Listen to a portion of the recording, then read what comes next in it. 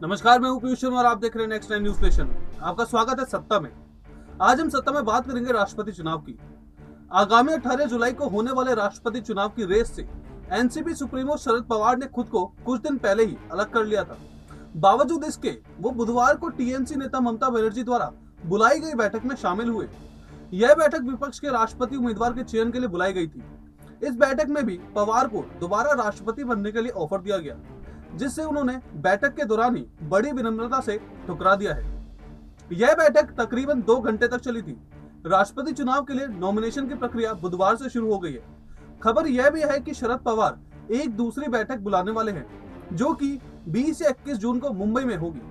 ऐसे में हर कोई जानना चाहता है कि जब पवार यह चुनाव नहीं लड़ना चाहते तो फिर इस बैठक में आयोजित करने का क्या फायदा। क्या बोले थे शरद पवार?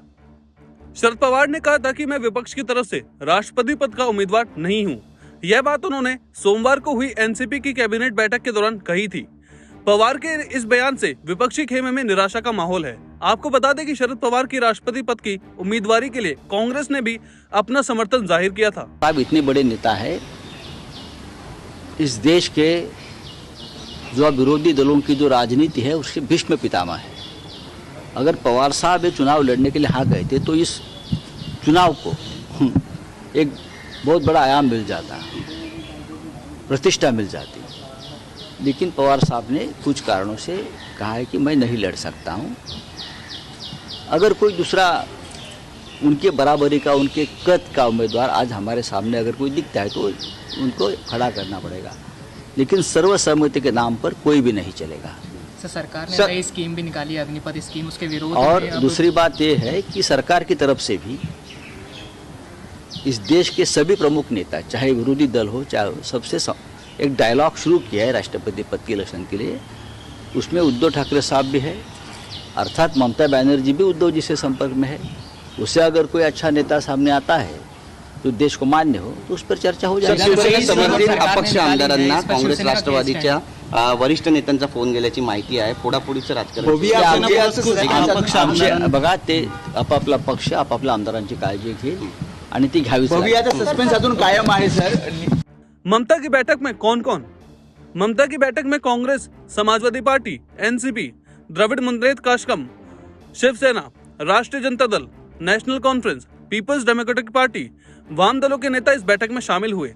आम आदमी पार्टी, तेलंगाना राष्ट्रपति समिति, शिरोमणि अकाली दल और बीजू जनता दल के नेता भी बैठक में नहीं आए। बैठक के बाद द्रमुक नेता टीआरएस बाबू ने कहा कि सभी दलों के नेताओं शरद पवार के अनुरोध किया था कि वे राष्ट्रपति चुनाव लड़े, लेकिन उन्हें इसे ठुकरा दिया। राष्ट्रपति चुनाव के लिए बीजेपी ने कसी कमर। राष्ट्रपति के उम्मीदवार के नाम पर सहमति बनाने के लिए बीजेपी ने विपक्षी दलों से संपर्क साधा है। रक्षा मंत्री राजनाथ सिंह ने बुधवार को कांग्रेस नेता मल्लिकार्जुन खड़गे, पश्चिम बंगाल की मुख्यमंत्री ममता बनर्जी और समाजवादी पार्टी के मुखिया अखिलेश यादव से बात की। सूत्रों ने बताया कि विपक्षी नेताओं ने एनडीए की ओर से राष्ट्रपति के उम्मीदवार का नाम जानना है। राजनाथ सिंह ने इन नेताओं के अलावा ओडिशा मुख्यमंत्री नवीन पटनायक और बिहार के मुख्यमंत्री नीतीश कुमार से भी बात की है। खड़गे ने कहा कि राजनाथ सिंह ने मुझे फोन किया और राष्ट्रपति चुनाव के बारे में बात की, लेकिन जब प्रस्ताव के बारे में पूछा गया तो कोई प्रतिक्रिया नहीं मिली। मैंने उनसे कहा कि अगर विपक्ष की एक गैर विवादास्पद नाम लेकर आता है तो क्या सरकार इसे स्वीकार करेगी? इस बातचीत में कोई हल नहीं निकला है। पवार के मन को कोई नहीं जानता। महाराष्ट्र की राजनीति को करीब से जानने के वाले वरिष्ठ पत्रकार सचिन परब ने नवभारत टाइम्स ऑनलाइन को बताया कि पवार के मन में क्या चल रहा है इसे खुद उनके अलावा आज तक कोई नहीं समझ पाया है। पवार जब हाँ कहते हैं तब ज्यादातर इसका मतलब ना होता है, और जब वो ना कहते हैं तो इसका मतलब हाँ होता है। परब ने परिवार से जुड़ा एक किस्सा भी बताया कि जब एनसीपी के गठन के बाद कांग्रेस के साथ मिलकर सरकार बनाने की हलचल शुरू थी, तब सीएम पद के लिए दिवंगत विलासवत देशमुख का नाम सबसे आगे चल रहा था। उस दौरान पवार की तरफ से यह स्पष्ट संदेश था कि इस बार सीएम एनसीपी का ही बनेगा। एनसीपी के कई नेताओं ने उस समय आयोजित की जाने वाली बैठकों में यही बात कही थी। हालांकि बाद में खुद पवार ने कहा कि विलासराव देशमुख ही मुख्यमंत्री बनेंगे। परब ने बताया कि पवार आखिरी तक अपने पत्ते नहीं खोलते हैं। शरद पवार सच में राष्ट्रपति बनना नहीं चाहते। सचिन परब ने बताया कि हो सकता है कि शरद पवार सच में राष्ट्रपति ना बनना चाहते हों, क्योंकि 50 से भी ज्यादा सालों से सक्रिय राजनीति में हैं। उन्हें जनता के बीच में रहना अच्छा लगता है। इसके अलावा यह कोई पहला मौका नहीं है जब शरद पवार ने खुद को राष्ट्रपति पद के चुनाव से अलग किया हो। इससे पहले भी शरद पवार बीते कई सालों से राष्ट्रपति चुनाव में शामिल ना होने की बात कहते रहे हैं। कई साल पहले भी पवार ने कहा था कि मैं राष्ट्रपति पद की दौड़ में नहीं हूं, मुझे राजनीति से इतनी जल्दी रिटायर नहीं होना है। उन्होंने कहा था कि अगर आप राष्ट्रपति बनते हैं तो आपको अच्छी हवेली मिलती है, लेकिन आप लोगों से मिलने का मौका नहीं मिलता। पवार के चुनाव ना लड़ने की वजह यह भी, शरद पवार इस बात को बेखूबी जानते हैं कि राष्ट्रपति चुनाव जीतना इतना आसान नहीं है, क्योंकि जीत के लिए जरूरी आंकड़ा विपक्ष के पास नहीं है। लोकसभा के विपक्ष की ताकत काफी कम है, हालांकि राज्यसभा और विधानसभा में हालात ठीक है। दूसरी तरफ विपक्ष में भी एकजुटता नहीं है, लिहाजा वे यह रिस्क लेने से कतरा रहे हैं। वहीं राजनीतिक विश्लेषक यह भी मानते हैं कि नरेंद्र मोदी और शरद पवार के बीच काफी अच्छे संबंध हैं। ऐसे में वो एनडीए के उम्मीदवार के खिलाफ चुनकर लड़कर अपने रिश्ते खराब नहीं करना चाहते।